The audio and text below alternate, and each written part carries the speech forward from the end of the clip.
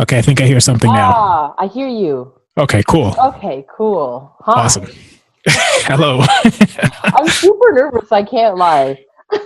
Nervous? Why? Because I'm speaking with Kelvin Gumb. Am I pronouncing your name properly? Gums. Gums. Yeah.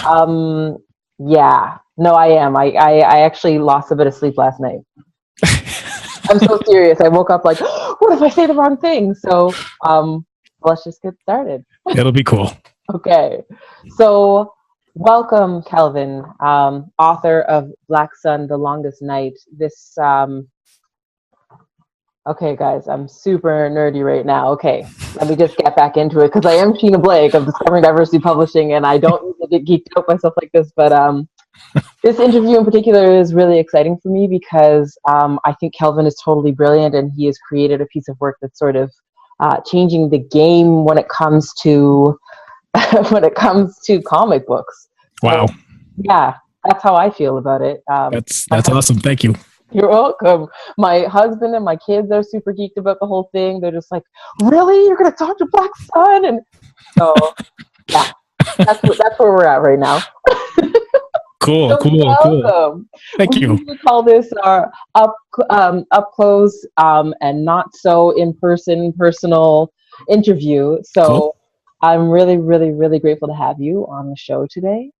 Oh, thanks for the opportunity. Yeah, it's awesome. I'm so glad to meet you, really. So, I know typically when people are in interviews, they usually hear what questions they'll be asked beforehand, and I usually like to leave it so that I don't tell you, so that I can just catch you in real life. Okay, we'll see how that goes. Yeah. But really, I want to get started. Could you just tell us a little bit about yourself? Well, my name's Kelvin. I'm a husband. I'm a father. I'm a sci-fi nerd.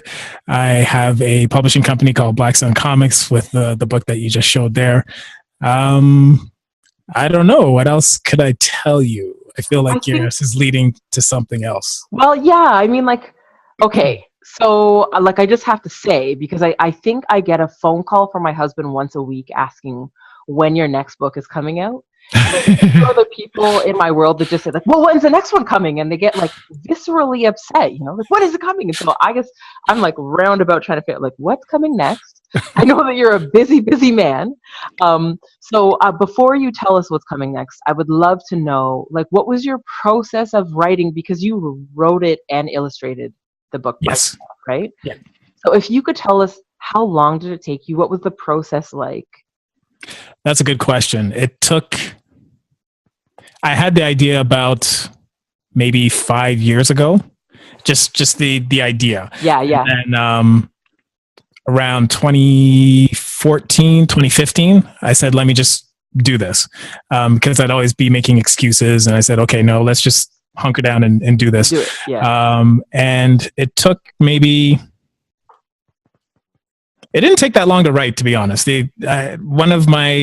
Well, it depends. It could be a good thing or a bad thing, but I tend to have a lot of ideas. I'm always overflowing with ideas. Yeah. So writing stories, coming up with ideas for stories isn't really that difficult for me. But what took long was the actual illustration part, actually putting everything together and doing the book. So to answer your question, that maybe took about a year. Yeah. Yeah, about a year to do. And so, okay. Yeah, that's wonderful, because I know there's a lot of people who watch this who happen to be illustrators themselves, and so this process is always a little bit different. I mean, illustrating, but are you a bit of a perfectionist, would you say? Yes, and it's funny. I was in I was in a business conference, and I learned something about myself, because the instructor, his name is Lamar Tyler. He runs a website called blackandmarriedwithkids.com. But he said that it's not about perfection, it's about getting something finished. So perfection, it'll never be perfect. So just do it. Get it done. And that's what it's all about. So that's ultimately what made me do the book. I said, let me just do this and get it done. So yes, I'm a perfectionist to a fault, because it halts my process. So I always have to kind of reprogram myself and say, no, it's good enough. Let's get it out. Yeah. I think that's I think those of us who are all over whatever age we're all over, we can't tend to find that out unless we don't find it out and we let ourselves be stunted for our entire lives. And that's the part that, as a publisher, there's these pieces of people that I'm like, you got to just do it. I mean, it's not going to look like $1 billion right now. It just isn't going to. Exactly. And that's okay. Yep. It's the process. So my next question is, and I'm glad that you've mentioned, because I was probably going to bring up the fact that you're a husband and a father, and I'm wondering how does that play into Black Sun Comics? How does that play into The Longest Night? This is our book we've got. It's a little worn in. My son is super pumped. Yeah. That's a good thing. So when my son was born, when my wife had my son, my childhood started coming back to me. And I remember being a kid and not seeing enough representation in the comic books that I was reading. So I said, you know what? I will die before I let my son go through the same thing. So let me do this book, because I was into comics anyway. So I said, let me do this book. And so at least he can have something. And I'm kind of writing for the 11, 12-year-old me who would have liked to have seen it. So I'm past that age, obviously, but other people can benefit from that. Yeah. Just a little bit.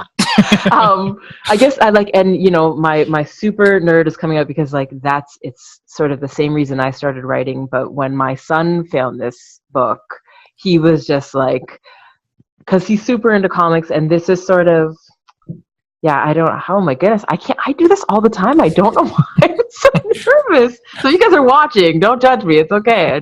You meet some people and you think, wow, not only is this book super cool, but the representation in it, without sounding cliche, because I don't ever want to sound that way, is it's not all about being Black, but the main character is this super fierce, thought-provoking, and thoughtful human who, at times I'm so judgmental of, oh my goodness, bro, you gotta pull yourself together a bit. And then by the end, anyways, I can't tell anybody the end. And if I were to have my husband in an interview, he'd be like, Kelvin! So this part is fun for me. So I'm wondering, I'm always curious about the process of support in people's lives, the process of interruption when it comes to completion. What were those pieces like, and how did you find your way around them? It's funny. Once you're married and have a child, your time becomes very limited. You don't have a lot of free time. But that is actually a good thing, because now that you only have an hour and a half here, then it's time, okay, let me focus and do this. There's no time to waste. So it's funny, since I got married and since my wife gave birth to my son, I've been more productive than when I didn't have a wife and I didn't have a child. It's kind of weird. I say the same thing. Yeah.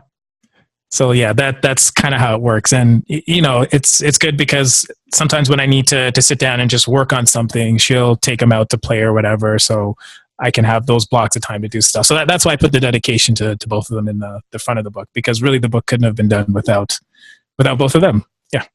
I love this. I love it. And I love that you've dedicated to them, it also felt like you dedicated it to all of us. That's what it it feels like. Go ahead.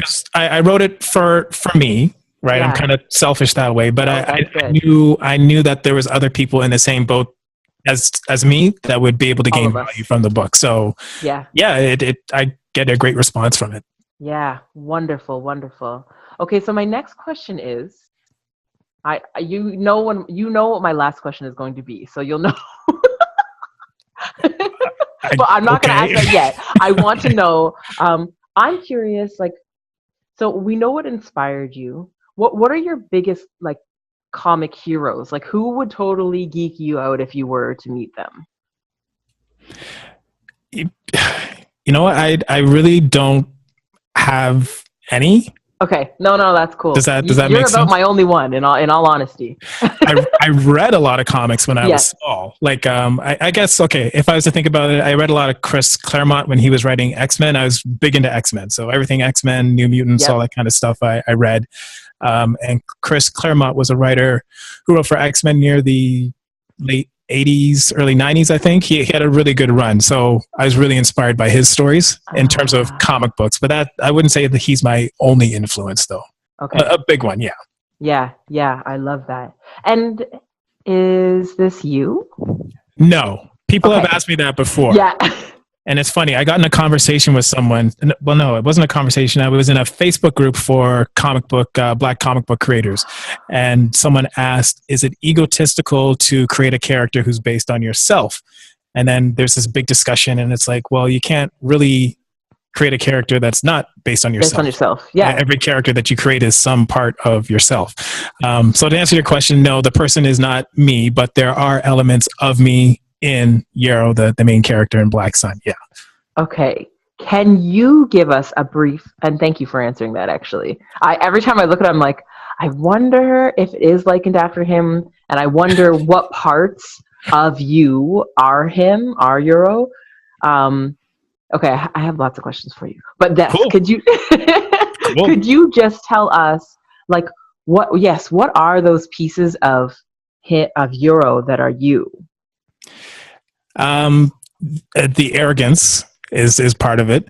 I've mellowed out now, but when I was younger, when you're 16, you know everything. Your parents can't tell you anything. They can't. Yeah. So that hard-headed arrogance, that's in there. Yeah. He's really arrogant. He's really arrogant in here. I was so upset at certain points. Like, come on, you don't know. Well, that's just it. You think you know, but you don't know. And that's part of this character's journey. He thinks he knows, but he'll find out lots of stuff as the story goes on. Yes. Have you written more of the story? Yes. So book 2 is the rough draft has been written. Okay. It's been completed. But now I'm going through and just finalizing and fine tuning and making it perfect. Yes. Yeah. You'll call me if you need someone to tell you to just stop making it perfect. There we go. Stop. Just put it out. Just put it out because everyone is waiting. Yeah. Seriously. It's funny. There was a girl that I know who has a 8-year-old son who said that, well, she picked up the book for her son and he took it off in a corner and read it. And he would ask her every day, Mom, when's book 2 coming out? When's it coming out? When's it coming out? And like this right now is less of a question than a statement because my son is 8 years old also. Okay, cool. And so like, as a mom also, I am always, I'm around books all the time, but I love when my babies can pick up a book that is like super accessible. And I don't just mean like, oh, it's only pictures. I mean like accessible in terms of the language wasn't made to be like infantilizing. Mm-hmm. So it feels mature, right? Like I know he felt like, oh, I'm such a big kid reading this book, but it was accessible in that he felt himself inside of the book. Oh, awesome. And that part for me was like, this is groundbreaking right now because not every book does every child see themselves in. Yeah.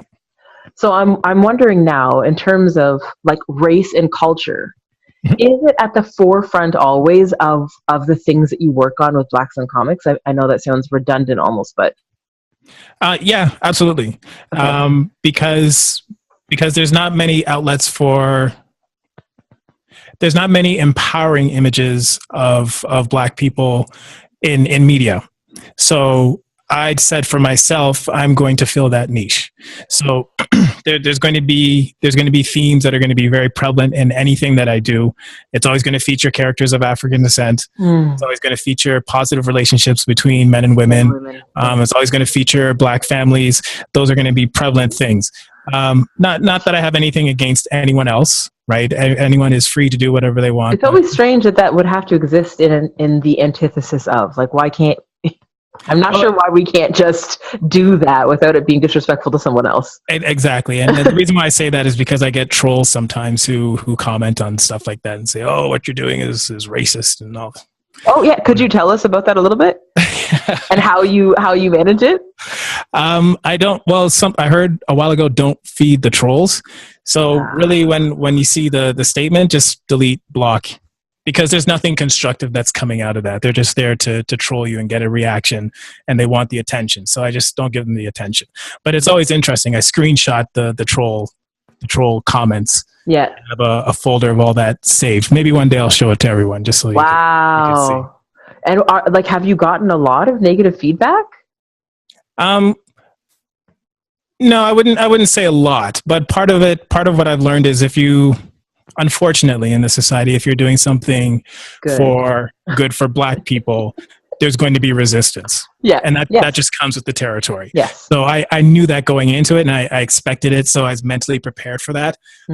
So yeah, it just goes into the folder and I keep it there just to save. But the response overall has been overwhelmingly positive. The troll comments only make up like a small percentage of the feedback of course. Yeah. And people everywhere are adoring your work. I mean, that's good to know. That feels good. Yeah. It's a really cool thing. So, I was really hoping for a date of the new book coming out. Is that possible today? I don't have a date. He doesn't have a date, guys. It's okay. All right. Not yet. Do we have a ballpark?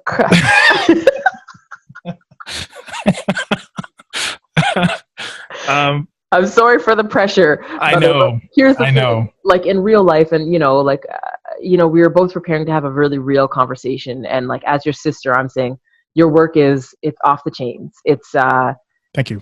Yeah, like what it does for us, even just seeing it around the house. I mean, I think almost all of our books are by Black people, for Black people, without it being like, not that it's not, yes, I hate that I have to make the statement afterwards that not that we have a problem with any other kind of book. Like of course, books are big to me and reading is imperative. So I also am wondering, in terms of reading, like, has your son read it? Because he's small, isn't he? He's only 3.5. He's 3.5. So he knows Blacks. He knows Daddy does Black Sun comics. Okay. He's seen the book. He can recognize it, but I haven't shown it to him because some of the pictures are a bit scary, graphic. So I don't want to freak him out. When he's a bit older, then he'll look at it and hopefully he won't get freaked out too much. Yeah, or he will, and he'll be all right. They work it out. I don't know. My 6-year-old loved it. Well, no, that's interesting. You mentioned your son was 8 and he read it. Yeah. Going into it, I figured an 8-year-old would be too young, but what I'm finding out is, 9 years old seems to be kind of the age where it's okay. So, and I think too, I mean, when we were kids, we had so much less access to like scary things. That's true. That's true. Like, good point. X-Men was the thing, like when we were 8 and 9, there wasn't a lot on TV that was going to, like at the time that we were awake that we could see. That's true. But now they're so much more accessible, and they're like, we really limit our children's access to television, but I find the things that they watch is like incredibly scary. Oh my gosh, why are we watching this? This is dangerous. But I do want to say that I'm grateful for the work that you're doing. Sincerely, because you're making a really huge impact, and people everywhere are thinking about the things that you're doing. Very cool. Yeah. Thank you so much. I don't have words. That's great. I'm so glad. So if you could give 3 pieces of wisdom to a young person or an elder thinking of creating something, what would you share with them? Just do it. Don't ask for permission. That's one of the wonderful things about the time that we live in, is that there's no gatekeepers. So if you want to do something, you can do it. I didn't ask permission to make a comic book. I said, I'm making it and I'm doing it. And so just do it. Me. Yeah. The only thing really holding you back is yourself. And I don't mean you. I just, in general. No, I know. I'm like, no, I didn't hold you guys back. Exactly. So that'd be one piece. A second piece? Oh, that's a really deep question. I don't know. Be true to yourself. It's okay to be inspired by other people, but don't copy other people, because there's really only one you on this planet, and no one can do you as well as you. So be yourself and put out what it is that you want to put out, whatever's in your heart. And number 3, I don't think I have a number 3. I always ask for 3 and people usually only give me 2, which is fine. I just try to shoot really big. That's all. Maybe one will come afterwards. Maybe after another question. Yeah. That's my two so far. Thank you. I ask that because I find one thing that's true for us with Discovering Diversity Publishing is that we really want to publish all types of genres, all ages, from 4 to 100 is our goal. So, Nice. we've done lots of ages in between there, but what I find is that we've sort of surpassed that time of advice giving and self-help. We've kind of just like climbed over that hill, I feel. Yeah. And now people are really interested in receiving wisdom from people who have been doing it. Okay. Do you know what I'm saying? Instead of like, you just gotta go for it. Like, like we all know that and we say it all the time, but it really means nothing other than what happens when you fall down. Like, how resilient are you? And so like, I'm so grateful for your wisdom because yes, like the one, like you just have to do it is entirely different, I feel, than like, you just gotta go for it. In that, the wisdom behind what you're saying is sometimes we hold ourselves back and sometimes we don't even know it's us holding ourselves back. That's and when you hear I'm going to call you an elder. I don't know if we can. We're elders to somebody, okay? And when you hear someone who has been doing it say, yeah, but you just have to do it and you don't have to ask for permission, it really makes a big difference. It really does. So do you have any mentors yourself, and have you ever given thought to mentoring someone? Do I have yes. I mentioned Lamar Tyler before. I took a class from him. So he was a really big inspiration because he did a website working on for 7 years until it became profitable and he's able to leave his job, and that's what he does. So that was a huge inspiration for me. Who else? There's a few. Dr. Boyce Watkins. I don't know if you've heard of him, but he's a professor, a finance professor in the States. Yep. So I was in a few. Oh, I'm glad to know that you. Yeah. Okay. Cool. And he has a lot of wisdom to share, just in regards to business, and a lot of the things that I learned from him, I apply in my business. So those are two big ones that I can think of. Would you mind sharing those with us really quick? Yes. So you mean the ones that I just mentioned? Yeah. Well, sharing those pieces of wisdom from the doctor. In your business. Oh man, there's so much. But I think the one thing that stuck with me most was you're going to make mistakes. It's awful. Sometimes those mistakes will cost money, and that's happened to me as well. Yep, all of us. But you really need to be dedicated, because even you're saying like, let's take the example of a blog post. You spend all this time writing a blog post and you put it out there, and 2 people look at it. And they don't even they just write it. Oh. I know. Yeah, I've been there. A lot of us have. Yeah. And it's like, wow. But that's okay, because it's a process. You need to keep going. Yeah. And it's a cumulative effect. That's what I found. So at the beginning, there was a few people who were really gung-ho, but majority, just kind of whatever. Okay, it's cool.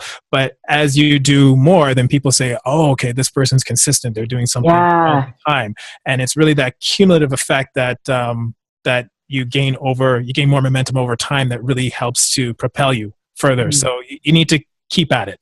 If you really believe in what it is that you're doing, you just need to keep doing it. So yeah, that'd be the main piece of advice that. I love that one. And I find, when people ask me the same question, I'm always like, there will be days when you actually forget that you believe what you're doing. True. You'll forget, you'll feel so bruised and battered, and it will have cost you so much money that you'll be certain that the only way to get out of it is to just quit. And this is what makes, I feel this is what continues to make me, is those days that I feel like I want to go into that tunnel and just say, I'm all done. I'm not going to do this anymore. That I just make the choice to step out. That's all. Yeah. Keep going. Like that's the only thing that can mean anything. I wonder. So, okay, I'm going to get a little bit more deep. You're 106. Okay. And it's time for you to go. What is it you value the most from your time on this planet? Time with my family. Yeah, watching my son grow and develop. That's what I value most. As long as I'm doing the best that I can for him, then I'm happy. I can leave this earth with no regrets. So yeah, I think What does that mean for you? You know, like what does that look like? If you could give me like tangible pieces. ensuring that I leave a financial legacy for him. Hmm. So whether that be passing on a business or stocks, money, something. So leaving Property. so property, exactly, real estate. So leaving something for him so that he doesn't have to start from zero. That's a big thing. That's a big thing. So I feel as long as I've mentored him, and then left a financial legacy for him, then I'm happy. Yeah. I love that. And obviously I'm asking because it's always nice to interview a Black father husband. I'm going to look up Lamar because I haven't heard of him. And I think that's amazing. I know my husband would really dig this because it's just the truth is that nobody really talks about the things that our men want to leave their sons and daughters. Yep. You know, and for me as a Black woman, I'm very conscious of leaving a financial legacy for my children. I write books for them on purpose so that they can see themselves. And I know one day they'll be grown men and women and they'll have forgotten all about this, but at least they know that someone loves them. So, and I think that your love for your son sort of spreads far, you know? Cool. Yeah. Very cool. So that is the conclusion. We've definitely gone 15 minutes more than I typically do, but I was up at 4 a.m. Oh no.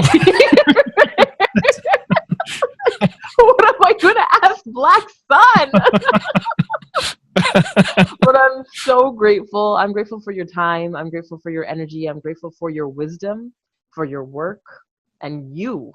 Yes, I'm so glad to have you on the show, and I'm just really glad for your work. I'm upset that we don't have a date, but I know that I'll be one of the first to know. Yes, absolutely. And let me just say likewise, thank you for all that you're doing. For the life of me, once I printed up the books, I'm like, how am I going to get this out to folks, right? So to have a publisher around that specializes in niche books like this was like a godsend. So the work that you're doing is important and it is valued. So thank you, Sheena Blake. Yes, thank you. Well, Kelvin, it's an honor. It's a pleasure. We should get the families together and do dinner sometime, or my kids can babysit. I know they're not really old enough, but but have yourself a beautiful Saturday. Likewise. All right. Talk Peace to you and later. blessings. Bye.